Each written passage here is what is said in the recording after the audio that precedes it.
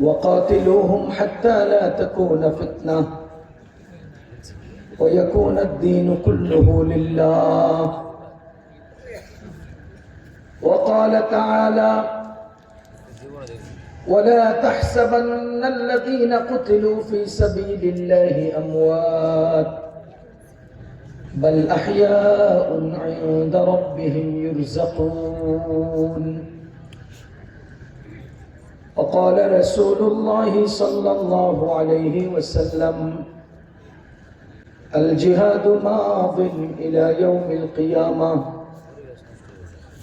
صدق الله العلي العظيم وصدق رسوله النبي الكريم ونحن على ذلك من الشاهدين والشاكرين والحمد لله رب العالمين.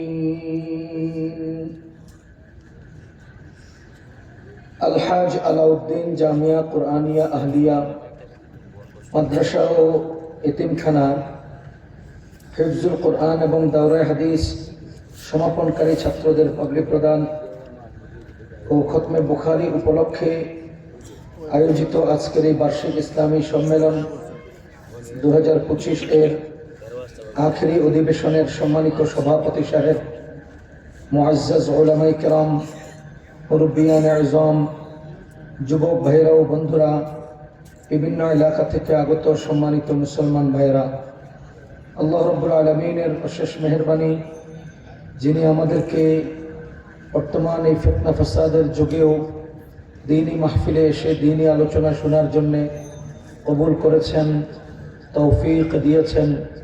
শুকরিয়া আদায় করে জোরে সোরে বলবো আলহামদুলিল্লাহ। সম্মানিত উপস্থিতি, আমি বারবার জিজ্ঞেস করেছিলাম কোন বিষয়ে আলোচনা করব। মাদ্রাসার দায়িত্বশীলদের যাদের সাথে আমার দেখা হয়েছে, ওনাদের গুরুত্বপূর্ণ একজন ব্যক্তি আমাকে বলেছেন যে আপনার ইচ্ছা মতো একটা ওয়াজ করবেন। আমার ইচ্ছা মতো কি ওয়াজ করব? এই হ্যান্ডবিলটা পেছন সাইড সাদা, সামনের সাইডে অনেক কিছু লেখা, এখানে অনেক বড় বড় আলেমরা আসছেন, এখানে অনেক দেশের ব্যক্তিবর্গের নাম লেখা। এই কাগজটা এদিক থেকে এত ইঞ্চি, এদিক থেকে এত ইঞ্চি। এটাও তো একটা ওয়াজ না এখন করতেছি, তো এটা দিয়ে তো আমি টাইম পাস করতে পারি। এখানে আপনারা এতজন লোক বসছেন, উপরে সুন্দর একটা সামিয়ানা আছে, মাইন দুটো চেয়ার আছে, একটা চেয়ার খালি আছে, একটা চেয়ারে আমি বসে আছি। এটা তো একটা ওয়াজ। আপনি যে আমাকে নিজের ইচ্ছা মতো ওয়াজ করতে দিলেন, আমি যে এই ওয়াজগুলো করে দিয়ে 1 ঘন্টা পার করলাম, এরপরে মুরগির রানটাও খাইলাম, হাদিয়াটাও নিলাম, আপনার কি লাভটা হয়েছে আমার বলেন? আপনার কি আমার কথা বুঝতেছেন? মানে আপনার কি লাভটা হয়েছে? বক্তা দাওয়াত দিবেন 70,000 টাকা চুক্তিতে, বক্তা দাওয়াত দিবেন 60,000 টাকা চুক্তিতে, এরপরে বক্তা আসার পরে বলবেন যে আপনার ইচ্ছা মতো একটা ওয়াজ করেন। তো বক্তা শোনাবার ইচ্ছে শোনাই 1 ঘন্টা পার করবে, বক্তার দরকার টাকা। আপনার কি দরকার? বক্তার চিন্তার তো দরকার নেই। আপনার কি কাম? আপনার কিছু গল্প শুনে নিতে হলো, বুঝতেছেন আপনার? সুতরাং যদি আমাদের মাহফিলের দায়িত্বশীলগণ, কর্তৃপক্ষ বক্তাকে দাওয়াত দিয়ে এনে আলোচনার বিষয় নির্ধারণ করে দেন এবং তাকে কঠোরভাবে বুঝিয়ে দিতে হবে যে আপনাকে আমরা 70,000 টাকা চুক্তিতে এনেছি, আপনি আমাদেরকে সূরা ওয়াল আদিয়াতের তাফসীর শোনাবেন, 1 ঘন্টা লাগিয়ে বয়ান করবেন, সূরা ওয়াল আদিয়াত অবলম্বনে কথা বলবেন। যদি এটা না পারেন তাহলে ভাড়াটা নিয়ে সসম্মানে চলে যান। খোদার কসম, যদি এইভাবে বক্তাকে দায়িত্বের সাথে বিষয় ঠিক করে দেওয়া হয়, তো হয়তো চুক্তি করা বক্তার চুক্তি কমবে, আর না হয় অন্তত লেখাপড়ার মনোযোগ তৈরি হবে। আরেক বক্তার ওয়াজের ক্যাসেট শুনে এখানে এসে ওয়াজ করে যাওয়ার টাইমে 1000 টাকা লয়ে যায়। কি মজা! কথা কন। দ্বিতীয় নম্বর, আপনার এই অঞ্চলের মানুষের কোন আইটেমের কথা দরকার, এই অঞ্চলের মানুষ কোন কথা বললে উপকৃত হবে, এটা কি আমি জানি? তাহলে আপনি আমারে এখতিয়ার দিলেন কেন? আপনি আমাকে এখতিয়ার কেন দিলেন যে আপনার ইচ্ছা মতো একটা ওয়াজ করেন? তা আমি আমেরিকা গেছি 6 বার, জাপান গেছি 1 বার, কাতার গেছি, সৌদি আরব গেছি, ইন্ডিয়া গেছি, ওরে কত দেশের ভ্রমণকারী আমি। আমি চিকন করে আমেরিকায় কি দেখলাম, কোন ব্রিজ কি বলে জিনেরা বানাইছেন, কোন ব্রিজে কয়টা নাট আছে, কোন ব্রিজে কয়টা বল্টু আছে, এটি করলেও তো 1 ঘন্টা যায়। ওয়াজ তো হইল। আমার এই বছরের জোরালো বক্তব্য, জোরালো আবেদন, বক্তা দাওয়াত দিবেন, হয়তো আগে বিষয় ঠিক করবেন, না হলে আসার 2 দিন আগে বিষয় দিয়ে দিবেন, না হয় এখানে আসার পরে বিষয় দিবেন। নির্ধারিত বিষয়ের উপরে কথা না বলে শুধু এদিক সেদিক উলুস্থুল গল্প কাহিনী, এগুলো ওয়াজ মাহফিলের সৌন্দর্য নষ্ট করে, মানুষের উপকারের চেয়ে ক্ষতি বেশি হয়। এগুলো বন্ধ করেন, এগুলো বন্ধ করেন। বক্তাকে নির্ধারিত বিষয় দিবেন, এই বিষয়ে ওয়াজ করবেন। যদি বলেন যে আমি এই বিষয়ে পারি না, তাহলে অন্য বিষয় দিবেন। যদি বলেন এটাও পারি না, অন্য বিষয় দিবেন। যদি বলেন এটাও পারি না, তাহলে মুসাফা করে গাড়িতে উঠাই দিবেন। মুসাফা করে গাড়িতে উঠাই দিবেন। কি কারণে বক্তব্য দিতে আসছেন, কি কারণে ওয়াজ করতে আসছেন? আমার চাহিদা সুদী কারবারের উপর আপনি বিস্তারিত আলোচনা করবেন, চুলচেরা বিশ্লেষণ করবেন। আপনি এসে আরেক গল্প শুনাইবেন, আমি আর আজকের ওয়াজ নরসিংদী, কালকের ওয়াজ ওই নোয়াখালী, পরশুদিন আমার বিমানের সফর কলকাতা, পরের দিন কি গল্প? এটি কি ওয়াজ? এই তামাশা, এই কাহিনীগুলো বন্ধ করেন। আজকে বাংলাদেশের ওয়াজগুলো সার্কাসে পরিণত হয়েছে। যে যত সার্কাস দেখাইব সেই তত বড় ভাইরাল বক্তা। কোন দরদ নাই, কোন তাকওয়া নাই, কোন ইখলাস নাই, কোন লেখাপড়া নাই, কোন নির্ধারিত উপযুক্ত উপকারী বিষয় নাই, শুধুমাত্র তামাশা আর তামাশা। ভাইও, আমাদের এই মাহফিল ঐতিহ্যবাহী মাহফিল। যদি আল্লাহ নারাজ হয়ে যান, এগুলো বন্ধ হয়ে যাবে। পৃথিবীর বহু দেশে এগুলো নাই, আমাদের দেশে আছে। আল্লাহ নারাজ হয়ে গেলে বন্ধ হয়ে যাবে। এই জন্য আমি অনুরোধ করব, আজকের আলোচনার বিষয় কি এটা আমাকে বলে দেওয়া, মানে দিতে হবে। যেহেতু দেন নাই, যেহেতু আমার এখতিয়ারে রেখেছেন, সেহেতু আমি আমার বুঝমতে উপকারী একটা বিষয় আলোচনা করব। বিষয়টা আমি আজকে কেন আনলাম, কেন সামনে আসলাম, কেন জরুরত মনে করছি, এর মূল কারণ আমাদের বাংলাদেশের স্বাধীনতার পক্ষে, ইনসাফের পক্ষে, সততার পক্ষে, ধর্মের পক্ষে জোরালো কণ্ঠস্বর বিপ্লবী মহাবীর ওসমান হাদী শাহাদাত বরণ করেছেন। আগামীকাল তার জানাজা, আজকে তার লাশ বাংলাদেশে আসছে। এই উপলক্ষে আমি ওসমান হাদীকে সামনে নিয়ে আমাদের কিছু আলোচনা করব। ওসমান হাদী আমাদেরকে কি বার্তা দিয়ে গেল, ওসমান হাদীর এই শাহাদাতকে কিভাবে আমরা গ্রহণ করব, আগামী প্রজন্ম ওসমান হাদী থেকে কি চেতনা নেবে, এগুলোই আজকে আমার আলোচনার বিষয়। ওসমান হাদী বাংলাদেশের স্বাধীনতার পরে এমন কোন ব্যক্তি আর আসে নাই। ওসমান হাদীর পর্যায়ের কোন ব্যক্তি বাংলাদেশে আর আসে নাই, আমি দেখি নাই।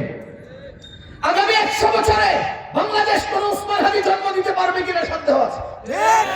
আমি সুস্পষ্টভাবে বলছি, ভারতের আধিপত্যের বিরুদ্ধে, সততার পক্ষে, ইনসাফের পক্ষে, বাংলাদেশের মুসলমানের স্বাধীনতার পক্ষে ওসমান হাদী যে ভূমিকা রেখেছে, ওসমান হাদীর মাথায় গুলি লেগেছে, রক্ত ঝরেছে। ও মুসলমান, ও বাঙালি জাতি, ওসমান হাদীর প্রতিটি রক্তের বিন্দু থেকে একটা ওসমান হাদী জন্ম নিবে। বাংলাদেশের স্বাধীনতা রক্ষার জন্য, ভারতের আধিপত্যের কবর রচনার জন্য প্রস্তুত হতে হবে।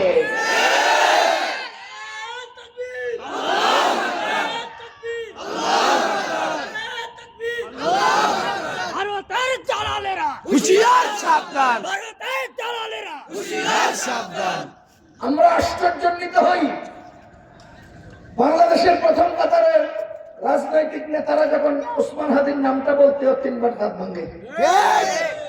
আপনারা এই রাজনীতি করতে কইছে কেন? আপনারা রাজনীতি করতে কইছে কেন? আপনি একজন ওসমান হাদির নাম নিতে 3বার করেন লোকমা দিয়া, এরপরে আপনার মুখ দিয়ে বের করতে হারে না, তা আপনি একটা রাজনৈতিক দলের মহাসচিব হইতে কইছে কেন? আপনি বেঙ্গালি চালান, আপনি আবার বাঙালি জাতির নেতা, এখন আবার ইন্ডিয়ার পক্ষে, আমার দেশের পক্ষে, বেলিস্তানের পক্ষে ওকালতি করে। খোদার কসম, বাংলাদেশের ইয়াং সোসাইটি, যুব সমাজ, বাংলাদেশের ছাত্র জনতা, বাংলাদেশের মাদ্রাসা পড়ুয়া উলামায়ে কেরাম, বাংলাদেশের তাবলীগ জামাতের সাথীরা, বাংলাদেশের রাজনৈতিক অরাজনৈতিক ব্যক্তিবর্গ, শেখ হাসিনার মতো, আওয়ামী লীগের মতো, ভারতের দালাল জগদ্দল পাথরের মতো বাংলাদেশের কলিজে চেপে বসা সেই অত্যাচারী জালিমকে পিটাইয়ে দেখিয়ে দিয়েছে নতুন কোন ফ্যাসিস্ট বাংলাদেশে জায়গা নিতে পারবে না, নতুন কোন ভারতের দালাল বাংলাদেশে জায়গা পাবে না। পিটাইয়ে সোজা করা হবে, পিটাইয়ে সোজা করা হবে। মনে রাখবেন, বাংলাদেশের হাসিনা পিটাইয়ে আমরা পিটানো শিখে ফেলছি। কয় ওসমান হাদিরে গুলি করবা, প্রতিটি ইঞ্চি জমিনে ওসমান হাদির জন্ম হবে। ওসমান হাদি শাহাদাত বরণ করেন নাই, ওসমান হাদি মৃত্যুবরণ করেন নাই। ওসমান হাদি বাংলাদেশের 18 কোটি মানুষের অন্তরের মধ্যে আগুন চালিয়ে জীবনকে শেষ করেছেন, জীবন ত্যাগ করেছেন। এই আগুন প্রজ্বলিত হবে, আরো প্রজ্বলিত হবে। ভারতের দালালদের সমস্ত আস্তানা ভস্ম করেই খেলতে হবে। ভারতের আধিপত্য নিঃশেষ করেই এই আগুন নিভবে। এর আগ পর্যন্ত ওসমান হাদির জ্বালানো কলিজার আগুন নিভবে না, নিভবে না। মনে রাখবেন, ওসমান হাদি মরে যায় নাই, ওসমান হাদি বাংলাদেশের যুবক এবং তরুণদের অন্তরে আগুন জ্বালিয়েছে, আগুন ধরিয়ে দিয়ে গেছে। কথা ভালো করে বুঝেন। কি মনে করেন ওসমান হাদিকে ইনসাফ, ইসলাম এবং সততা ও সত্যবাদিতার উপরে এই নতুন আন্দোলনের বীজ বপন করেছে। শেখ হাসিনা নিজের আধিপত্য রক্ষার জন্য রংপুরের আবু সাইদের বুকে গুলি করেছে, আর ভারত তাদের আধিপত্য রক্ষার জন্য ওসমান হাদির মাথায় গুলি করেছে। হাসিনার পতন আবু সাইদের গুলির দ্বারা, ভারতের আধিপত্যের পতন হবে ওসমান হাদির মাথার গুলির দ্বারা, ইনশাআল্লাহ। ভয়ের কোনো কারণ নেই, ভয়ের কোনো কারণ নেই। এরকম প্রজন্ম তৈরি হবে ইনশাআল্লাহ, প্রজন্ম তৈরি হবে যারা এই ভারতের হয়ে কথা বলবে, দালালি করবে, চামচামি করবে। এই দেশপ্রেমিক, ধর্মপ্রেমিক মুসলমান তাদেরকে পদদলিত করে নিস্তেনাবুদ করবে ইনশাআল্লাহ। মুসলমান আল্লাহর বান্দাগণ, আমি ইসলাম সম্পর্কে, ওসমান হাদিকে যারা হত্যা করেছে তাদের সম্পর্কে, ইসলামী একটা বিধান জিহাদ সম্পর্কে আপনাদেরকে অতি সংক্ষেপে কয়েকটা কথা বলবো। প্রথম কথা, ওসমান হাদিকে যারা হত্যা করেছে তাদের পরিণতি কি? ওসমান হাদি শহীদ হয়েছেন, তার দুনিয়াও সুন্দর, আখিরাতও সুন্দর। সে ব্যর্থ নন, সে সফল। বলেন, ওসমান হাদি ব্যর্থ না সফল?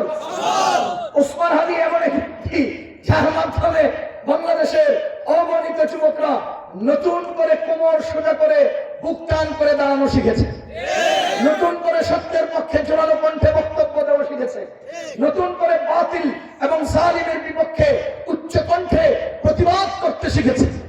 ওসমান হাদি সফল। সে ইম্প্যাক্ট তৈরি করতে পেরেছে, সে সমাজে একটা আগুন ধরাতে পেরেছে। তার মতো আরো হাজার ওসমান হাদি তৈরি হবে ইনশাআল্লাহ। এই ওসমান হাদিকে যারা মেরেছে তাদের ব্যাপারে কোরআন কি বলে? আপনারা বলেন তো, ওসমান হাদি হত্যাকারীদেরকে বাংলাদেশের বর্তমান সরকার এখনো গ্রেফতার করতে পেরেছে? তাহলে আমাদের দেশের গোয়েন্দারা কি করে? আমাদের দেশের ডিজিএফআই কি করে?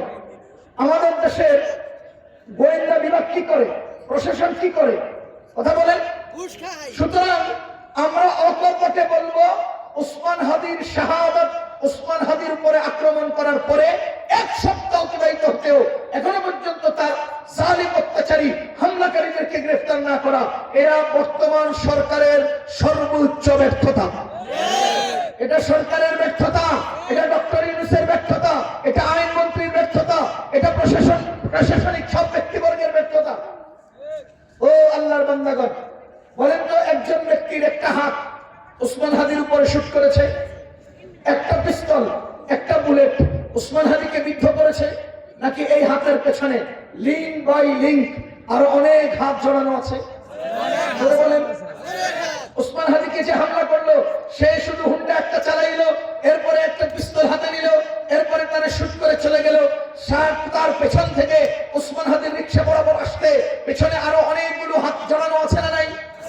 এই লোকগুলো গুলি করে চলে যাওয়ার পথে কেউ বলে ইন্ডিয়া গিয়েছে, কেউ বলে অমুক জায়গায় তমুক জায়গায়, যেখানেই যাক তারা নিরাপদ আশ্রয়ে পালিয়ে গেছে।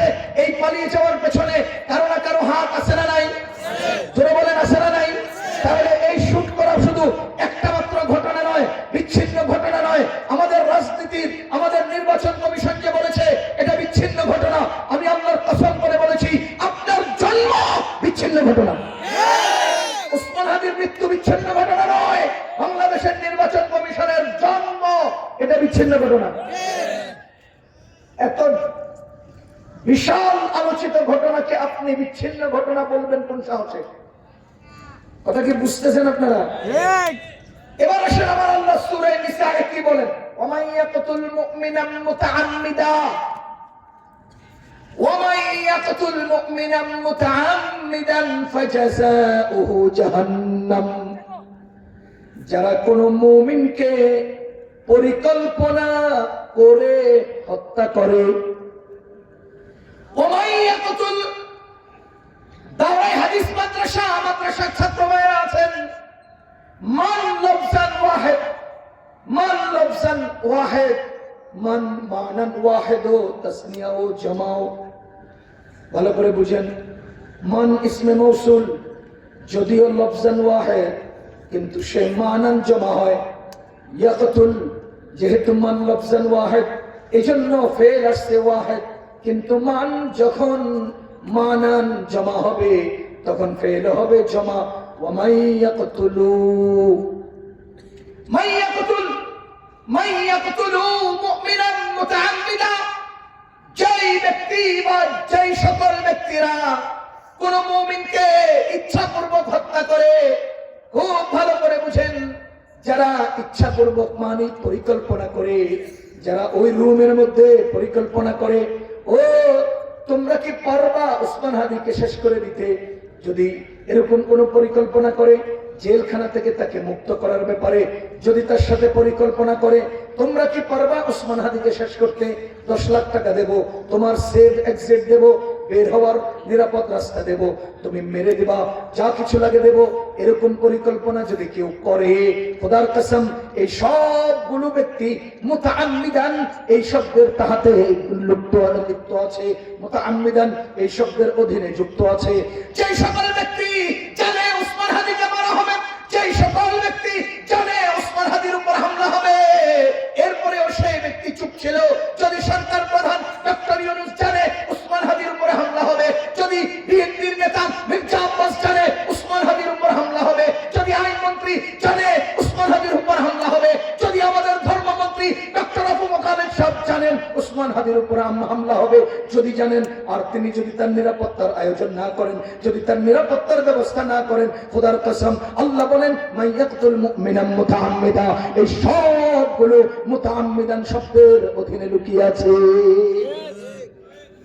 ওমাইয়াকতুল মুমিনান মুতাআম্মিদা, যদি সারা বাংলাদেশের সমস্ত মানুষ জানে যে উসমান হাদিকে হামলা করা হবে, তাকে শেষ করে দেওয়া হবে, তাকে হত্যা করা হবে, এরপরেও তারা তার নিরাপত্তার আয়োজন করে নাই, তাকে বাঁচিয়ে রাখার ব্যবস্থা করে নাই, সব কিছুর আয়োজন করে দিয়েছে, তার উপরে হামলা করার আয়োজন করে দিয়েছে, তাহলে আল্লাহ বলেন ফাজাযাউহু জাহান্নাম, সারা বাংলাদেশের সমস্ত মানুষের ঠিকানা হবে জাহান্নাম। ডক্টর ইউনূস যদি জানে তার ঠিকানাও জাহান্নাম, আইনমন্ত্রী যদি জানে তার ঠিকানাও জাহান্নাম, মির্জা ফখরুল যদি জানে তার ঠিকানাও জাহান্নাম, মির্জা আব্বাস যদি জানে তার ঠিকানাও জাহান্নাম, আমিও যদি জানি এরপরে আমি ব্যবস্থা না নেই আমার ঠিকানাও জাহান্নাম। আপনি যদি জানেন এরপরে উসমান হাদির নিরাপত্তার আয়োজন যদি না করেন আপনার ঠিকানাও জাহান্নাম। কথা কি বুঝতেছেন আপনারা? ফাজাযাউহু জাহান্নাম, তাদের ঠিকানা হলো জাহান্নাম, তাদের শাস্তি হলো জাহান্নাম। কতদিন থাকবে জাহান্নামে? আল্লাহ বলেন খালিদান ফিহা, অনন্তকাল তারা জাহান্নামে, অনন্তকাল তারা জাহান্নামে থাকবে, অনন্তকাল তারা জাহান্নামে থাকবে। টাকার বিনিময়ে মানুষ হত্যা করছো, যারা টাকা দিয়েছ মনে রাখবো তোমার ঠিকানা জাহান্নাম। বুদ্ধির বিনিময়ে যারা মানুষ হত্যা করেছ তোমার ঠিকানা জাহান্নাম।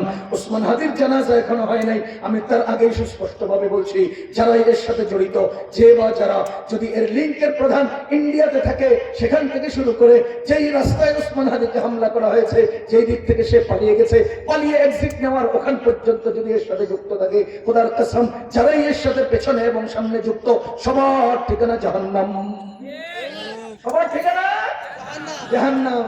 আপনার কাছে কি মনে হয়? কি মনে হয় আপনার কাছে? কি মনে হয়? মানুষ একটা মেরে গেছি, মেরে ভাই পলায় গেছি, বেঁচে গেছি, এমন মনে হয়? না না না, আরো অনেক আয়াত আছে, আমি শোনাবো। আমার আল্লাহ বলেন ফাজাসাহু জাহান্নাম, তার ঠিকানা হলো জাহান্নাম, খালিদান ফিহা, তারা জাহান্নামে অনন্তকাল থাকবে। তারা জাহান্নামে কতদিন থাকবে? অনন্তকাল। এরপরে আল্লাহ বলেন ওয়াগাদিবাল্লাহু আলাইহি, আল্লাহর গজব তাদের উপর, ওয়ালাআনাহু, আল্লাহর লানত তাদের উপর। কতক্ষণ? আল্লাহর গজব তাদের উপর, আল্লাহর লানত তাদের উপর। ওসমান হাদির মতো স্বচ্ছ ইমানদার বিপ্লবী বীর একজন শহীদ, তার শাহাদাতের পেছনে, তাকে হত্যা করার জন্য যারা যুক্ত ছিলেন, সবার উপরে আল্লাহর গজব, সবার উপরে আল্লাহর লানত। ওয়া'আদ্দা লাহু আযাবান আযীমা, আমার আল্লাহ বলেন তাদের জন্য রয়েছে ভয়ঙ্কর আযাব, ভয়ঙ্কর আযাবান আযীমা। বলেন আযাবান আযীমা। আযীমা, আযীমা শব্দের অর্থ জানেন? আযীমা শব্দের মর্ম বুঝেন? সূরা কি বলে আয়াতুল কুরসির মধ্যে আপনারা পড়ছেন না? আয়াতের শেষে ওয়াহুয়াল আলিয়্যুল আযীম, আল্লাহর এক গুণবাচক নাম আযীম। আমরা শেষ রুকুর মধ্যে কি দোয়া পড়ি?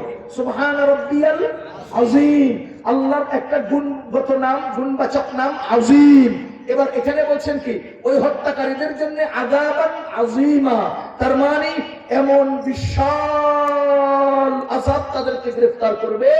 আল্লাহ নিজের বড়ত্ব বর্ণনার জন্য আযীম ব্যবহার করেছেন, আর এদের শাস্তির ভারী আর ভীষণ বোঝানোর জন্য আযীম ব্যবহার করেছেন। বুঝেন কি পরিমাণ আযীম শাস্তি তাদের জন্য। সূরা বাকারার মধ্যে আল্লাহ তাআলা বলেন ওয়াইদ আখাযনা মিসাকাকুম লা তাসফিকুনা দিমাআকুম ওয়া লা তুখরিজুনা আনফুসাকুম মিন দিয়ারিকুম থুম্মা আকরারতুম ওয়া আনতুম তাশহাদুন। ওয়াইদ আখাযনা মিসাকাকুম, আমি তাদের কাছ থেকে ওয়াদা নিয়েছি, লা তাসফিকুনা দিমাআকুম, তোমরা কারো রক্তপাত ঘটাবে না। লা তাসফিকুনা দিমাআকুম, তোমরা কারো গায়ে ফোঁটা রক্ত ঝরাবে না। লা তাসফিকুনা দিমাআকুম, কারো মাথায় গুলি করে তার চোখ, মুখ, চোয়াল, বুক রক্তে ভাসাবা না। কথা বুঝতেছেন নি আপনারা? ওয়াইদ আখাযনা মিসাকাকুম লা তাসফিকুনা দিমাআকুম, তোমরা কারো রক্তপাত করবা না, কারো রক্ত ঝরাবা না, মানুষ হত্যা করবা না। এরপরে কি? লা তাসফিকুনা দিমাআকুম ওয়া তুখরিজুনা আনফুসাকুম মিন দিয়ারিকুম, কোন দুর্বল মানুষকে তার বাসস্থান থেকে অন্যায়ভাবে উৎখাত করবা না। কোন দুর্বল মানুষকে তাদের বাসস্থান থেকে অন্যায়ভাবে উৎখাত করবে না। কারো জায়গা জবরদখল করে তাকে মামলার পিছনে ফেলে তাকে হয়রানি করবে না। লা তাসফিকুনা দিমাআকুম ওয়া তুখরিজুনা ফারীকাম মিনকুম মিন দিয়ারিহিম, তাদের কোন মানুষকে তাদের জায়গা থেকে উৎখাত করবে না। তোমরা এটার ব্যাপারে ইকরার করেছো, স্বীকারোক্তি দিয়েছো। ওয়া আনতুম তাশহাদুন, আবার স্বীকারোক্তি দিয়েছো, এটা তোমরা সাক্ষীও ছিলা। এরপরে তোমাদের আচরণ কেমন হয়েছে জানো? আমার আল্লাহ বলেন তুম্মা আনতুম তাকতুলুনা আনফুসাকুম মিন দিয়ারিকুম, তুম্মা আনতুম তাকতুলুনা আনফুসাকুম ওয়া তুখরিজুনা ফারীকাম মিনকুম মিন দিয়ারিহিম। এরপরে তোমরা কি করেছো? এক গ্রুপ অন্য গ্রুপকে হত্যা করেছো, এক গ্রুপ অন্য গ্রুপের রক্ত ঝরিয়েছো। নেতানিয়াহু ফিলিস্তিনের মানুষের উপর আক্রমণ করেছে, ভারত কাশ্মীরের মানুষের উপর আক্রমণ করেছে, ওই যে মায়ানমার মুসলমানদের উপর আক্রমণ করেছে। আমেরিকা ইরাক আফগানিস্তানের উপর আক্রমণ করেছে। ওয়াতাসফিকুনা দিমাআকুম, তোমরা মানুষের রক্তক্ষরণ করেছো, রক্ত ঝরিয়েছো, আর কি করেছো? ওয়াতুখরিজুনা ফারীকাম মিনকুম মিন দিয়ারিহিম, তোমাদের মধ্যে এক গ্রুপকে তাদের নিজস্ব জায়গা থেকে উৎখাত করে আউট করেছ। বলেন গত 15-16 বছর আওয়ামী লীগের আমলে আওয়ামী লীগের নেতারা সাধারণ মানুষদের জমিন দখল করেছিল কিনা? জোরে বলেন, করেছিল কিনা? আমার আল্লাহ বলেন ওয়াতুখরিজুনা ফারীকাম মিনকুম মিন দিয়ারিহিম, জমিনটা আমার পছন্দ হয়েছে, হাই রোডের পাশে আমি একটা সিএনজি পাম্প করব। কার জমিন?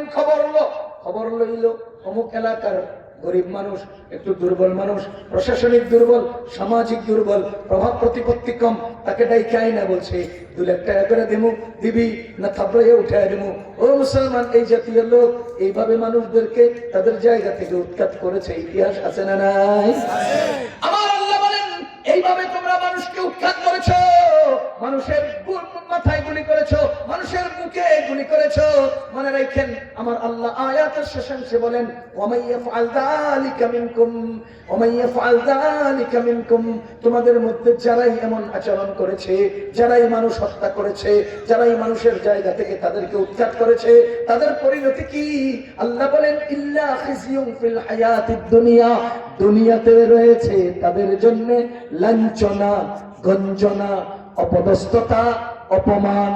এবার আপনারা বলেন গত 17 বছরে অন্যায়ভাবে মানুষ হত্যাকারী আয়নাগরের কারিগররা, মানুষের জায়গা দখলকারী ওই সমস্ত জাহাঙ্গীর, শামীম ওসমানেরা, এরা আছে কই?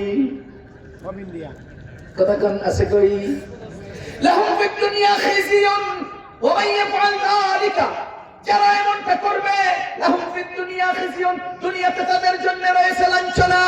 লাঞ্ছনা, খোদার কসম, এটি যখন পালায়া যায়, মানুষ তাদের বাড়িতে আগুন দেয়, আগুন দিয়ে সব জ্বালায়া পোড়ায়া ছাই কইরা এমন এক জায়গায় গিয়ে উপনীত হয়েছে, এখন আর মানুষ শামীম ওসমানের বাড়িতে পেশাব পায়খানা করতেও যায় না।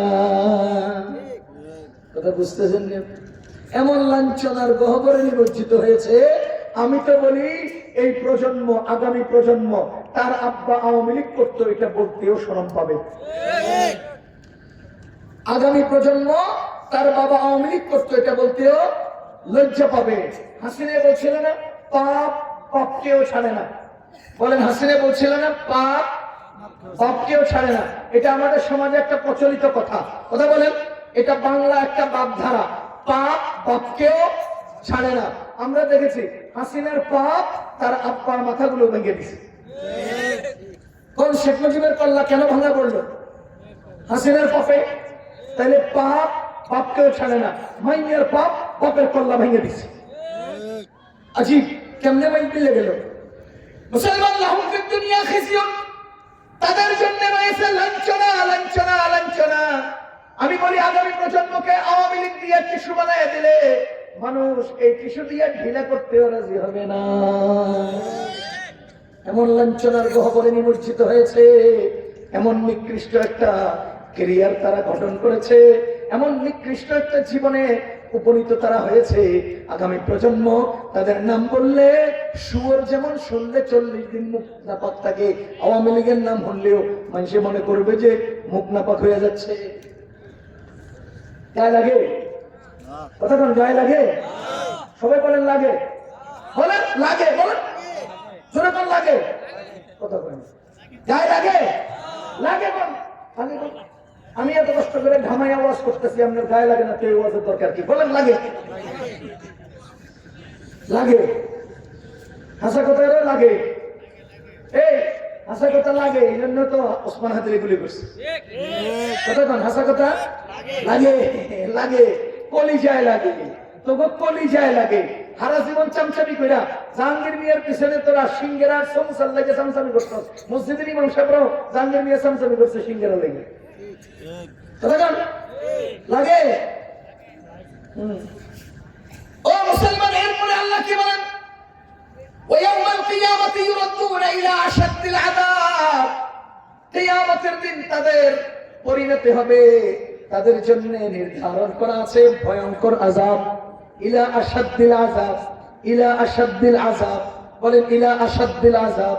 ওয়া ইয়াউমাল কিয়ামাতি ইউরাদ্দুনা ইলা আশাদ্দিল আযাব, কিয়ামতের দিন ভয়ঙ্কর আযাব তাদের জন্য অপেক্ষা করছে। সুতরাং ওসমান হাদিকে যারা মেরেছেন, আপনাদেরকে আমরা সুস্পষ্টভাবে বলছি, ভারতের দালালি ছাড়েন, দেশের পক্ষে জীবন দেওয়ার চিন্তা করেন এবং আল্লাহর কাছে তওবা করেন। আল্লাহ হয়তো আপনাকে মাফ করবেন। বনি ইসরাইলের একজন ব্যক্তিকে 100 হত্যাকারীকে ক্ষমা করেছেন, আল্লাহ আপনাকেও ক্ষমা করতে পারেন। চামচামি করবেন আর দালালি করবেন, দেশ এবং ধর্মের বিরুদ্ধে চক্রান্ত করবেন, আপনার ক্ষমা নাই। আপনার কি নাই? ক্ষমা নাই। মানুষ আমার জিগায়, তো আপনার ধর্ম আগে না দেশ আগে? আচ্ছা আপনারা বলেন তো, ধর্ম আগে না দেশ আগে? সবাই কর, ফেল করছেন।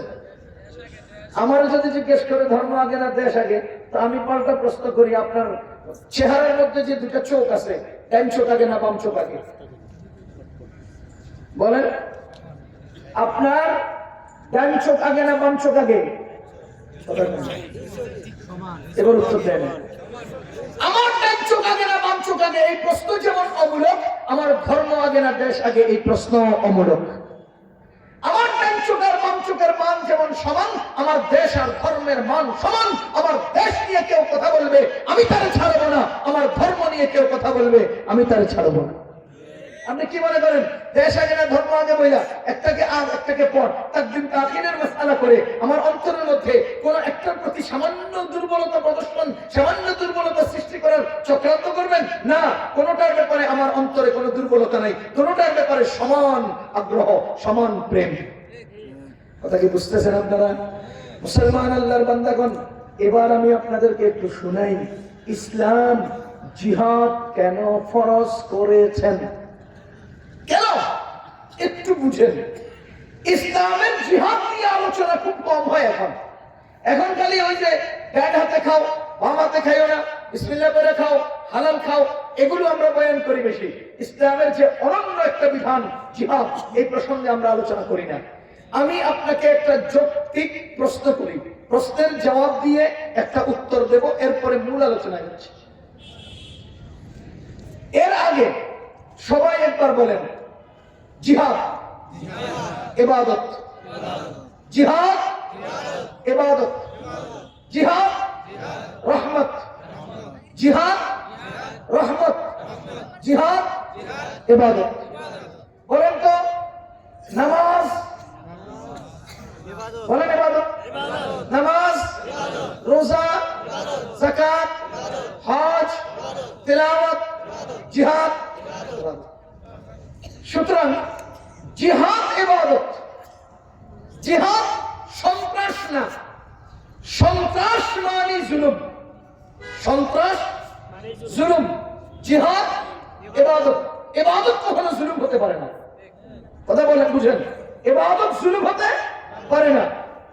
জিহাদ ইবাদত, জিহাদ রহমত। কিভাবে রহমত? আমি একটা উদাহরণ দিই। আগেকার সময় আল্লাহর আযাবে পুরা জাতি গোষ্ঠী ধ্বংস হয়েছে, এমন ইতিহাস আপনাদের জানা আছে? কোরআনে এমন ইতিহাস বর্ণিত হয়েছে। ওই কওমে আদ, কওমে সামুদ, কওমে হুদ, এই সমস্ত লোক, এই সমস্ত গোত্র, এগুলোকে আল্লাহ তাআলা ধ্বংস করেছেন। এটা কোরআনে আছে না নাই? দেখেন, 2 নম্বর, আমাদের নবীজি সাল্লাল্লাহু আলাইহি ওয়াসাল্লামের কাছে এক লোক নতুন মুসলমান হয়েছে, এখনো তার ভেতরে ইসলাম ঢুকে নাই। মুসলমান হয়েছে কিন্তু ইসলামের ভিতরে ঢুকে নাই। সেই লোকের বামাতে খাইতেছে। তো নবীজি বলেন, তুমি ডানেতে খাও। কয় না, আমি বামাতে, আমি ডানেতে খেতাম না। একই কয়, আমি ডানেতে খেতাম না।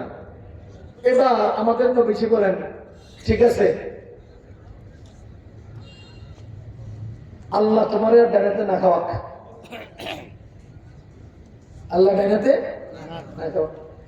এটা বলার সাথে সাথে তার ডান হাতটা শক্ত হয়ে গেছে, আর কখনো সে ডান হাত ব্যবহার করতে পারেনি। এটা বুঝতেছেন? বুঝতেছেন? আচ্ছা, যদি এতটুকু বুঝেন, এবার আপনি আমাকে উত্তর দিবেন। কোরআনে কারীমে আল্লাহ তাআলা বলেন, ওয়া মা আরসালনাকা ইল্লা রাহমাতাল লিল আলামিন। আমি আপনাকে সারা জগতের সব মাখলুকের জন্য রহমত করে বানিয়েছি। এখন বলেন তো, এই লোকে বললো আমি ডাইনাতে খাবো না, নবীজি বললেন খাইও না, সে আর খাইতে পারলো না, এটা কি রহমত হলো? আপনারা কি বুঝতেছেন? ডাইনাতে আর খাইও না, খাইতে আর পারলো না, তো এটা কি নবীজির কথার কারণে হয়ে গেল? তো যিনি সবার জন্য রহমত, তার কথাই যদি একজন লোকের হাত শক্ত হয়ে যায় আর সে যদি খাইতে না পারে, তো এটা কি রহমত হলো? এটা দেখতে রহমত হলো? আমি বলি এটা সর্বোচ্চ রহমত। বলেন এটা, বলেন সর্বোচ্চ রহমত। কিভাবে? এইভাবে, সে যখন বলেছে আমি ডান হাতে খাবো না, তখন যদি নবীজি নীরব থাকতেন আর এই মুখের সামনে সে নবীজির কথার জবাবে বেয়াদবিমূলক যে আচরণ করেছেন, আল্লাহর গজব তাকে পুরো অস্তিত্ব ধ্বংস করে দিত। আল্লাহর গজব তার পুরো অস্তিত্ব ধ্বংস করে দিত। নবীজি যখন বলছেন তুই ডাইনাতে খাস না, এবার আপনি বলেন তো তার কতটুকু ধ্বংস হয়েছে? বাকিটা? এবার বলেন নবীজি যদি এই কথা না বলতেন তাহলে তার পুরো অস্তিত্ব। এখন তো তার এক হাত মাত্র গিয়েছে, আল্লাহ অসন্তুষ্টির যেই ইয়েটা, শাস্তিটা, সেটা আল্লাহ তুলে নিয়েছেন। তার মানে নবীজি ওই ব্যক্তির বেঁচে থাকার জন্য রহমত হয়েছে। কথা কি বুঝতেছেন? এটা আমরা কিতাবে একটা ঘটনা পড়েছি, বুজুর্গের ঘটনা। ওই আল্লাহর বান্দা বুজুর্গ কোনো সময় কাউকে গালি দেয় না, পোকা দেয় না, ধমক দেয় না, মারে না, ধরে না। উনি রাস্তা দিয়ে হেঁটে যাচ্ছেন, সাথে মুরিদান আছে। এক ইহুদি সে নিয়ত করছে যে হুজুরের গায়ে ময়লা ফেলে দেবে, ময়লা ফেলে ওনারে নাপাক করে ছেড়ে দেবে। তো পরিকল্পনা মাফিক সে মাথার মধ্যে একটু ময়লা নিয়ে যাচ্ছে, হুজুরও কাছাকাছি আসছেন, ও আস্তে করে বান করে হুজুরের গায়ে ময়লা ফেলে কাটতে পড়ে গেছে। মনে করছে যে বেটা পড়ে গেছে, এটা তো একটা অপরাধ না, বুঝেন নাই? পড়তে গিয়ে ল্যাং মেরে দিছে, এটাই আর কি ভাব নিয়ে ল্যাং মেরে কাটতে পড়ে গেছে, মনে করছে যে আমি পড়তে গিয়ে বাড়ি গেছি, এরকম কিছু। হুজুর সাথে সাথে বলেন থাপ্পড় মার, থাপ্পড় মার, থাপ্পড় মার। আর মুরিদরা চিন্তা করলো কি যে বেটা সারা জীবন কাউকে মারে না, ধরে না, হ্যাঁ আবার তোর থাপ্পড় মার, তো এটা কেমন না? তো কেউ মারে না, দাঁড়া গেছে। ওই বেটা কাতলা মাছের মতো এবার থর থর থর থর করে করে করে করে মরে গেছে। মুরিদরা করতেছে হুজুর আমরা কারোর সঙ্গে মানুষকে মারেন না, ধরেন না, ধমকান না, কিছু করেন না, আজকে হেরে থাপ্পড় মারতে করলেন কেন? ও পরিকল্পিত ভাবে আমার শরীর নাপাক করছে, আমার অন্তরের ব্যথা আমার আল্লাহ শুনেছে, আসমান থেকে তার উপরে গজব নাজিল হয়েছে। আমি যদি আমার পক্ষ থেকে এটার প্রতিশোধ উদ্ধার করতাম তো গজব আসমানে উঠে যেত, তার উপরে গজব গ্রাস করতো না। আমার এক থাপ্পড়ে আমার সাথে এই অসদাচরণের প্রতিশোধ হয়ে যেত, যার ফলশ্রুতিতে সেই গজব থেকে বেঁচে যেত। তোমরা থাপ্পড় না মারার কারণে আল্লাহর গজব তাকে গ্রাস করেছে। এবার বলেন এই থাপ্পড়টা কি তার জন্য রহমত ছিল কিনা? বলেন রহমত ছিল কিনা? ওই ব্যক্তি যে রাসূল বলেছেন তোমার ডান হাতে তুমি আর খেও না, তার যে ডান হাত শক্ত হয়ে গেল, এটা কি তার জন্য গজব হলো না রহমত? যদি এটা না হতো তো পুরো গজব তাকে ধ্বংস করে দিত।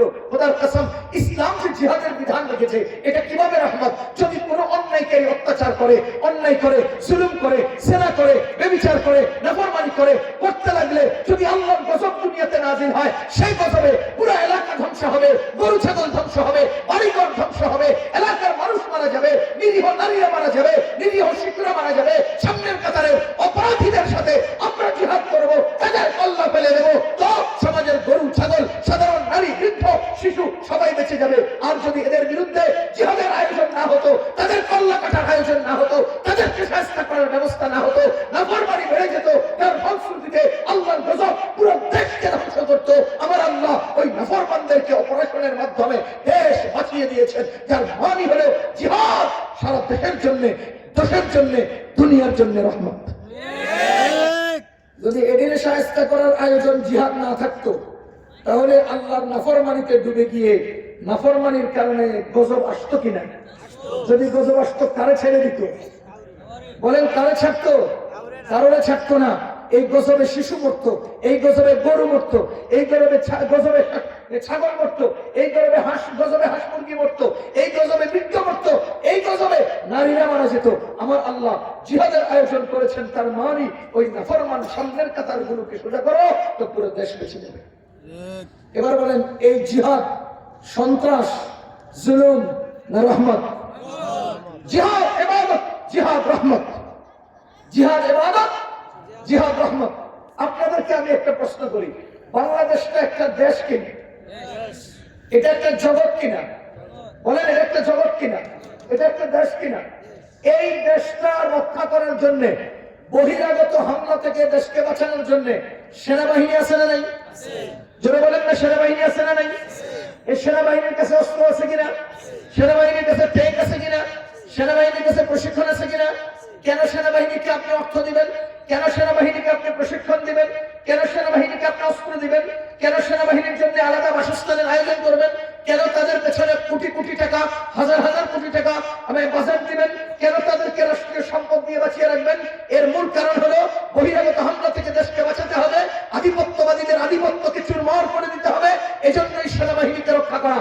ও আল্লাহর বান্দাগণ, দেশের রক্ষার জন্য যদি সেনাবাহিনীর কোন সেনাবাহিনী থাকা এটা প্রয়োজন হয়, ঠিক তেমনি ভাবে ইসলাম নামক জগৎ রক্ষার জন্য ইসলামী সেনাবাহিনী, যুদ্ধের জন্য মুজাহিদের থাকার দরকার আছে। আমার দেশ রক্ষার আয়োজনে যদি সেনাবাহিনী থাকতে হয়, তা আমার ধর্ম রক্ষার আয়োজনে মুজাহিদের দরকার আছে না নাই? যদি তা না থাকে, প্রশিক্ষণ না থাকে, তাহলে তো শয়তানের শয়তানিরা, পশ্চিমাদের আগ্রাসনরা, ইন্ডিয়ার আধিপত্যবাদীরা, চায়নার ক্ষমতাওয়ালারা, রাশিয়ার প্রভাবশালীরা আমার দেশ দখল করবে। যদি আমরা মুজাহিদরা জিহাদ করতে পারি, তাহলেই তো আফগানিস্তানের মুজাহিদরা যেইভাবে সোভিয়েতকে দুলিয়েছে, যেইভাবে পশ্চিমা সাম্রাজ্যকে ধ্বংস করেছে, খোদার কসম আফগানিস্তানের মুজাহিদদের মাধ্যমেই আফগানিস্তানে ইমারত ইসলামিয়া হয়েছে। ওইভাবে যদি সারা বিশ্ব পরিসরে ইসলাম দৃঢ়তা নিয়ে শক্তিশালী সেনাবাহিনী তৈরি করা যায়, ইসলামী মুজাহিদ তৈরি করা যায়, তাহলে ভারতের আধিপত্য চুরমার হয়ে যাবে। পশ্চিমাদের ক্ষমতা এই দেশ থেকে লেজ গুটিয়ে পালাতে বাধ্য হবে। এজন্য জিহাদের প্রয়োজন আছে। কোন যুক্তি তর্ক চলবে না। বলেন, বাংলাদেশ সীমান্ত পাহারা দেওয়ার জন্য বিডিআর বা বিজিবি আছে না নাই? তাহলে ইসলাম নামক জগৎ পাহারা দেওয়ার জন্য ওলামায়ে কেরাম কেন থাকবে না? কথা বলেন। ইসলাম নামক এই জগৎ পাহারা দেওয়ার জন্য ওলামায়ে কেরাম আছে না নাই? পাহারাদারের কাজ কি? যদিও আমাদের দেশের পাহারাদাররা চোখ বুঝে ঘুমায়, অথবা দেখে দেখেও না দেখার ভান করে। পাহারাদারের কাজ হলো অন্যায়ভাবে বাহির থেকে কিছু অনুপ্রবেশ যেন না করে, অন্যায়ভাবে দেশ থেকে কোনো কিছু যেন বাহিরে পাচার হতে না পারে। এটাই তো পাহারাদারদের কাজ। কোনো কিছু যেন অন্যায়ভাবে এখান থেকে বেরিয়ে না যায়, কোনো কিছু যেন অন্যায়ভাবে বাহির থেকে ভিতরে ঢুকতে না পারে। এটাই তো পাহারাদারের কাজ। তো বলেন, ওলামায়ে কেরাম পাহারাদারি করে কিনা? যারা বলেন পাহারাদারি করে কিনা? কিভাবে? আমি একটা উদাহরণ দেই। আপনারা বলেন তো, ইসলামের তারাবির নামাজ কয় রাকাত? জোরে কয় না? 8 রাকাত বলে 12 রাকাত চুরি করে এমন লোক আছে না নাই? ওলামায়ে কেরাম পাহারাদারি করছেন, জোর কণ্ঠে বলছেন তারাবির নামাজ 20 রাকাত, 12 রাকাত চুরি করার সুযোগ নাই। তাহলে ইসলাম থেকে বাহিরে যাওয়ার সুযোগ নাই। আপনি 1 রাকাতও করেন না, এটা আপনার ব্যাপার, কিন্তু 20 রাকাত বিশ্বাস রাখতে হবে, এটা আপনার আকীদা, এটা আপনার দায়িত্ব। তাহলে আমার আকীদা, ইসলামের তারাবি কয় রাকাত? আমার দায়িত্ব, ইসলামের তারাবি কয় রাকাত? আমি 1 রাকাতও পড়ি নাই, আপনি অপরাধী, এটা আপনার ব্যাপার। কথা বুঝেন? 2 নাম্বার, ইসলামে ঈদ কয়টা? 3 নম্বর ঈদ আমাদের ইসলামে ঢোকার চেষ্টা করতেছে কিনা? একটা মহল 3 নম্বর ঈদ ইসলামে প্রবেশ করানোর চেষ্টা করছে কিনা? ওলামায়ে কেরাম পাহারাদারি করছেন, আপনাদেরকে সোচ্চার করে আপনাদেরকে সতর্ক করছেন, ইসলামে 3 নম্বর কোন ঈদ নাই, ইসলামের ঈদ 2টা, তৃতীয়টা বাহির থেকে প্রবেশের সুযোগ নাই। আমরা আপনাদেরকে পাহারাদারির জিম্মাদারি আদায় করছি। আমরা বলছি তারাবির নামাজ 20 রাকাত, 12 রাকাত চুরির সুযোগ নাই।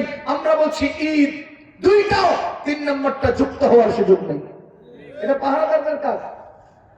এবার আপনারা বলেন, কোন বিল্ডিং এ, কোন বাড়িতে, কোন গাড়িতে, কোন ফ্যাক্টরিতে যদি আগুন লাগে, কে নিবায়?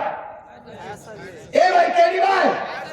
এবার বলেন, আপনাদের জামাই বউর মাঝখানে আগুন লাগলে কে নিবায়? আপনারা তো টিনের ঘর বাঁচানোর জন্য ফায়ার সার্ভিস রাখছেন, আপনাদের চোখের উপরে কম্বলের নিচে আগুন লাগলে হেরে নিবাইতে আলেমরা বইরিস। আপনাদের আগুন নিবানোর জিম্মাদারি চেয়ে আলেমদের আগুন নিবানোর জিম্মাদারি শক্ত। কথা বুঝলেন? তাইলে আপনারা ফায়ার সার্ভিসকে গাড়ি দিলেন, বাড়ি দিলেন, অফিস দিলেন, কত কিছুর আয়োজন দিলেন, আলেমরা নিজের খাইয়া আপনাদের বড় বড় আগুনগুলো নিবায়, কি দিচ্ছেন জীবন? কথা কি বুঝতেছেন আপনারা? সুতরাং মুসলমান জিহাদ ইসলামের ফরজ বিধান। আমার আল্লাহ রাব্বুল আলামিন বলেন ওয়াকাতিলুহুম হাত্তা লা তাকুনা ফিতনাতুন ওয়া ইয়াকুনা আদ-দীনু কুল্লুহু লিল্লাহ। যতক্ষণ পর্যন্ত ওসমান হাদিদের হত্যাকারীদের হাত গুটিয়ে দেওয়া না হবে, যতক্ষণ পর্যন্ত ওসমান হাদিদের মতো ইসলামের পক্ষের, দেশের পক্ষের এবং সততার পক্ষের, ইনসাফের পক্ষের এই জাতীয় বীরদেরকে দুনিয়া থেকে নিঃশেষ করে দেওয়ার রাস্তাগুলোকে অফ করা না হবে, ততক্ষণ পর্যন্ত ওই অত্যাচারীদেরকে ধরো এবং তাদের সাথে যুদ্ধ করো, তাদের কল্লা ফেলে দাও। ও মুসলমান, আল্লাহর বান্দাগণ, সূরা মাইদার মধ্যে আল্লাহ তাআলা বলেন ইন্নামা জাযাউল্লাযীনা ইউহারিবুনাল্লাহা ওয়া রাসূলাহু ওয়া ইয়াসআউনা ফিল আরদি ফাসাদা আন ইউকাত্তালু আও ইউসাল্লাবু আও তুকাত্তাআ আইদিহিম ওয়া আরজুলুহুম মিন খিলাফিন আও ইউনফাউ মিনাল আরদ। যারা এই জমিনের মধ্যে ফাসাদ তৈরি করতে চাইবে, যারা জমিনের মধ্যে ফিতনা তৈরি করতে চাইবে, যারা জমিনের পরিবেশকে অস্থিতিশীল বানাতে চেষ্টা করবে, তাদেরকে চার ভাবে শাস্তি দাও। এক নাম্বার আইয়ুকাত্তালু, তাদেরকে কতল করে দাও, আও ইউসাল্লাবু, তাদেরকে শুলিতে চড়াও, আও তুকাত্তাআ আইদিহিম ওয়া আরজুলুহুম মিন খিলাফিন, অথবা তাদের ডান হাত আর বাম পা কেটে ছেড়ে দাও, আও ইউনফাউ মিনাল আরদ, অথবা তাদেরকে দেশ থেকে বহিষ্কার করে দাও। আমাদের ইমামগণ বলেন না, বহিষ্কার করলে সেখানে দিল্লিতে বৈশা তারা আবার আরেকটা পরিকল্পনা সাজাবে, সুতরাং তাদেরকে যাবজ্জীবন কারাদণ্ড দিয়ে দাও। কয়টা শাস্তি? এই চার শাস্তিকে মুফাসসিরিনে কেরাম চার ধরনের অপরাধের সাথে যুক্ত করেছেন। দেখেন, ফাসাদ তৈরি করার চারটা সিস্টেম, ফাসাদ তৈরি করার চারটা অধ্যায়, ফাসাদ তৈরি করার চারটা স্তর রয়েছে। আমার আল্লাহ বলেন ওয়াসাউনা ফিল আরদি ফাসাদা, জমিনে ফাসাদ সৃষ্টি করতে তারা চেষ্টা করে, যারা আইয়ুকাত্তালু, তাদেরকে কতল করে দাও, পল্টন ময়দানে দাঁড় করিয়ে তাদের কল্লা শিরোচ্ছেদ করো, কল্লা ফেলে দাও। হাদিকে যেখানে গুলি করেছে হাদির অপরাধীদেরকে ঠিক সেইখানেই ফাঁসিতে ঝুলাও। কে বলেছেন এই কথা? আল্লাহ বলেছেন আইয়ুকাত্তালু, তাদেরকে কতল করো। খুব খেয়াল করেন, যদি কোনো জায়গায় মানুষ হত্যা করে, শুধু হত্যা করেছে, সম্পদ চুরি করে নাই, মানুষ হত্যা করেছে, সম্পদ চুরি করে নাই, তাদেরকে কতল করো। আও ইউসাল্লাবু, ফাঁসিতে ঝুলাও। যারা কতল করেছে, সম্পদ চুরি করেছে, ডাকাত, যারা কতল করেছে, সম্পদ চুরি করেছে, তাদেরকে শুলিতে চড়াও, ফাঁসিতে ঝুলাও। বুঝতেছেন? আও ইউনফাউ মিনাল আও তুকাত্তাআ আইদিহিম ওয়া আরজুলুহুম মিন খিলাফ, অথবা ডান হাত বাম পাও কেটে দাও। ডান হাত আর বাম পাও, এক পাও না, এক হাত না, ডান হাত বাম পাও কেটে দাও। তখন যদি তারা ভীতি প্রদর্শনের জন্য পরিস্থিতি গরম করে এবং সেখান থেকে মানুষ হত্যা না করে সম্পদ আত্মসাৎ করে, মানুষ মারে নাই, মাল নিয়ে গেছে, তাদেরকে হাত আর পাও কেটে ছেড়ে দাও। 4 নম্বর, মানুষও মারে নাই, সম্পদও ডাকাতি করে নাই, কিন্তু ভীতির সঞ্চার করেছে, ককটেল ফুটিয়েছে, পরিবেশ নষ্ট করেছে, মানুষকে একেবারে উত্তেজিত করেছে, দেশের অস্থিতিশীল পরিবেশ তৈরি করেছে, এদেরকে ইউনফাউ মিনাল আরদ, তাদেরকে জমিন থেকে আউট করে দাও, তাদেরকে আজীবনের জন্য কারাগারে ফেলে দাও। তাহলে কতল, কতলের বিনিময়ে কতল, কতল এবং ডাকাতি, ফাঁসি, শুলিতে চড়াও। ডাকাতি কতল না, হাত পাও কেটে দাও। কতল না, ডাকাতিও না, শুধু পরিবেশ অস্থিতিশীল করেছে, কারাদণ্ডে ফেলাও, যাবজ্জীবন কারাদণ্ড দাও। এই হুকুম কার? জোরে বলেন, এই হুকুম কার? আপনাদের গঠনতন্ত্রে, আপনাদের সেই দেশ পরিচালনার নীতিমালায় এই জাতীয় বিষয় আছে? নাই তো, নাই তো। যদিও থাকে তো দেখবেন এরা সামনের কাতারে আসে, পেছনের কাতারে চলে যায়, সামনের দরজায় ঢুকে পিছনের কাতার আবার কিভাবে জানি মুক্তি পেয়ে যায়, জমিন পেয়ে যায়। মুসলমান, এখানে একটা কথা বলে শেষ করে দিচ্ছি।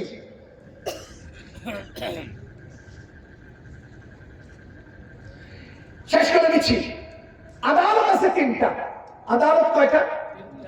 1 জন আদালত, 2 প্রশাসনিক আদালত, 3 আল্লাহর আদালত। বলেন তো আদালত আছে কয়টা? 1 জনগণের আদালত, জন আদালত, 2 প্রশাসনিক আদালত, 3 জন আদালত। সবসময় মাজলুমের পক্ষে। আপনি 10টা কিল দিবেন, এরপর হাতের মধ্যে প্লাস্টার লাগাইয়া মানুষের দেখাবেন, তো দেখবেন মানুষ আপনার পক্ষে।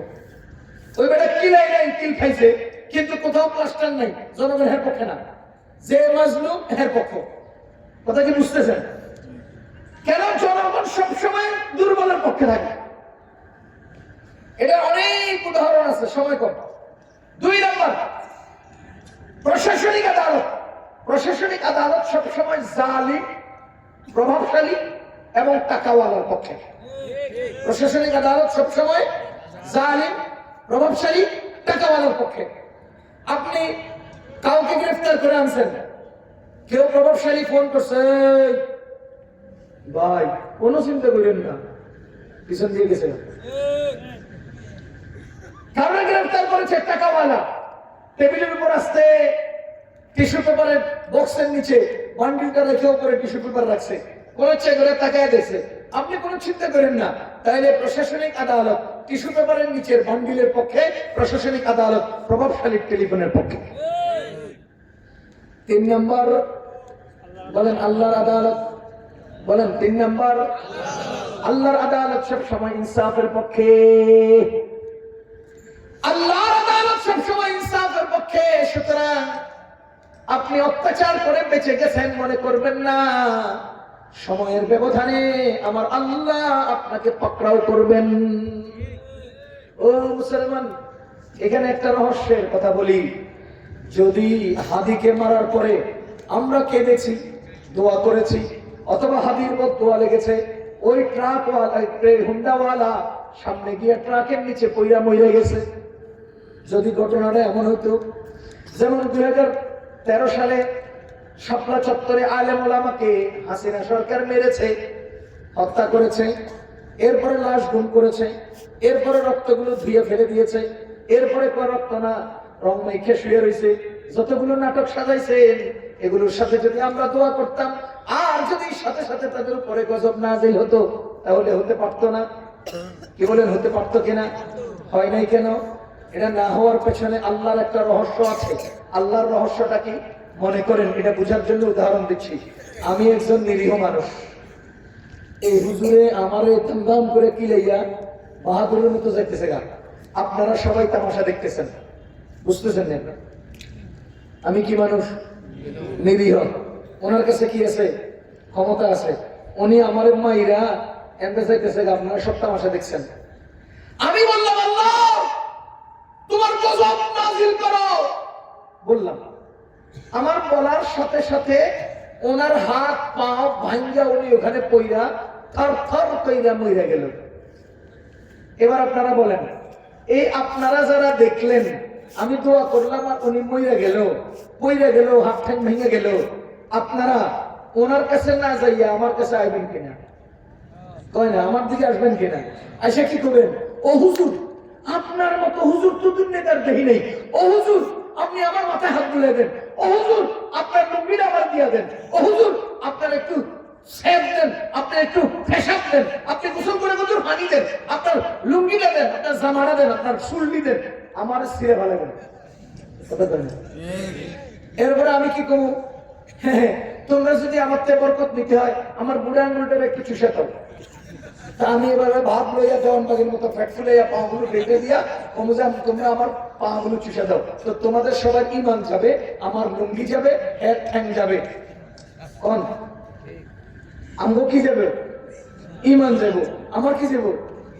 অহংকার আসবে, আমার তাকাব্বুর আসবে, আমার লুঙ্গিও যাবে, আর ওই লোকের ঠ্যাং ঠুং সব যাবে। তা আমার আল্লাহ তাআলা বলেন যে না, তবু ইমানও থাকুক, এই বেটার অহংকার না আসুক, লুঙ্গিটাও বাসুক, হেড ঠ্যাং ঠুংও আপাতত রক্ষা পাক, ওয়ালের হেপার যাক, একটা এরিয়া চলে যাক, মানুষের চোখের আড়ালে যাক, 5ই আগস্ট আসুক, এরপরে সব দিন একাত্রে বাইন্দা দেশের থেকে উড়াইয়া জাহান্নামে বানাবো। কথা কন? 13 সালে ঘটনা, সাথে সাথে আল্লাহ ধরেন নাই, 10 বছরও শেষ হয় নাই, এর মধ্যে আল্লাহ তাআলা পাকড়াও করেছেন কিনা? কতক্ষণ পাকড়াও করেছেন কিনা এটা খুব ভালো করে বুঝবেন।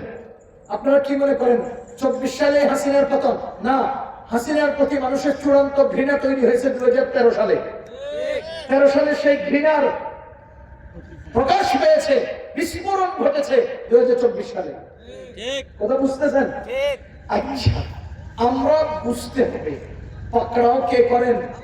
ইনসাফের আদালত কার? আল্লাহর আদালত, ইনসাফের আদালত। এখানে কাউকে আল্লাহ ছাড় দেন না। কিছু সময়ের জন্য উচ্চ গলায় কথা বলা যায়, কিছু সময় পরে হঠাৎ করে গলার আওয়াজ বন্ধ হয়ে যায়, এটা অটোমেটিকলি আল্লাহ তাআলার আদালতে ধরা পড়ে যায়। এই জন্য ভাইও আমরা আলাদা একটা চেতনা, আলাদা একটা শক্তি উদ্দীপনা নিয়েই আমাদের যেতে হবে। ওসমান হাদির রক্তের বিন্দুর উপরে আমরা দাঁড়িয়ে বাংলাদেশকে ভারতের আধিপত্য মুক্ত স্বাধীন চেতা একটা দেশ হিসেবে প্রতিষ্ঠা করতে চাই। আল্লাহ আমাদেরকে তৌফিক দান করুন। আল্লাহ তাআলা এই দেশের মানুষকে স্বাধীনতার স্বাদ উপভোগ করার তৌফিক দান করুন। আমাদেরকে ধর্মকর্ম নিয়ে সর্বোচ্চ স্বাধীনতা এবং নিরাপত্তা নিয়ে জীবন যাপন করার, ইবাদত বندگی করার তৌফিক নসিব করুন। সুবহানাল্লাহি ওয়া বিহামদিহি, সুবহানাকাল্লাহুম্মা ওয়া বিহামদিকা, আশহাদু আল লা ইলাহা ইল্লা আনতা, আস্তাগফিরুকা ওয়া আতুবু ইলাইক।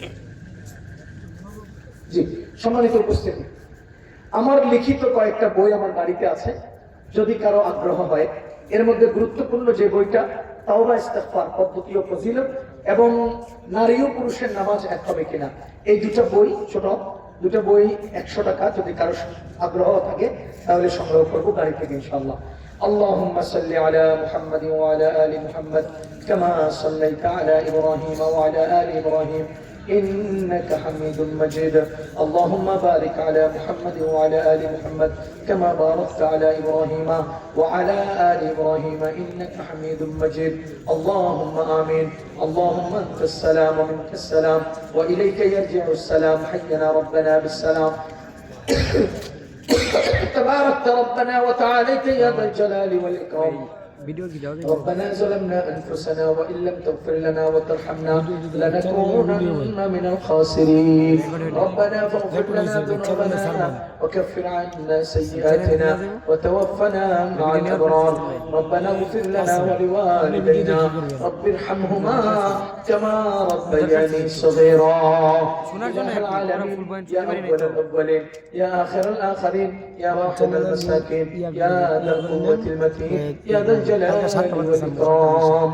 আয় আল্লাহ, আমাদেরকে মাফ করে দেন, আমাদের আম্মা আব্বাকে মাফ করে দেন, আমাদের দাদা দাদুকে মাফ করে দেন, আমাদের নানা নানুকে মাফ করে দেন, আমাদের শ্বশুর শাশুড়িকে মাফ করে দেন, আমাদের উস্তাদগণকে মাফ করে দেন, আমাদের সকল আত্মীয় স্বজনকে মাফ করে দেন, আমাদের খেলার সাথীদেরকে মাফ করে দেন, আমাদের লেখাপড়ার সাথীদেরকে মাফ করে দেন, আমাদেরকে যারা চেনেন তাদেরকে মাফ করে দেন, আমরা যাদেরকে চিনি তাদেরকে মাফ করে দেন, আমাদেরকে যারা মহব্বত করেন তাদেরকে মাফ করে দেন, আমরা যাদেরকে মহব্বত করি তাদেরকেও মাফ করে দেন। সারা দুনিয়ার সকল নারী পুরুষকে, আপনি মুসলমান নারী পুরুষকে মাফ করে দেন।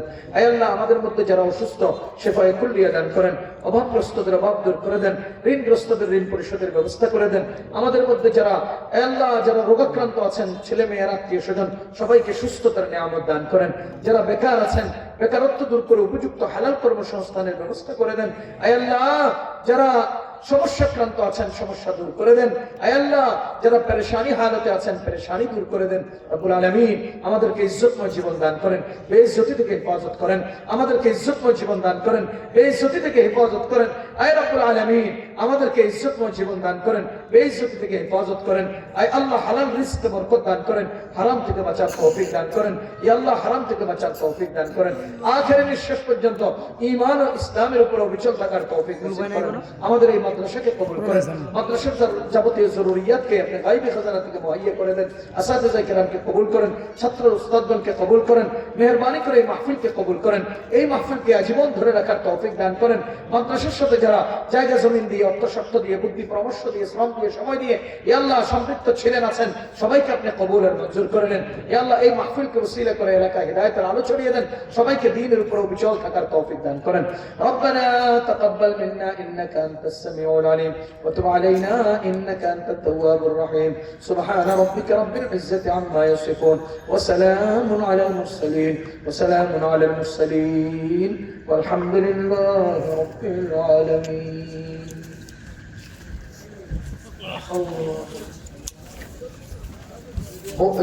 গাড়ি স্টেজের ডান পাশে আছে, যদি কারো বই লাগে স্টেজ থেকে বলে গাড়ি থেকে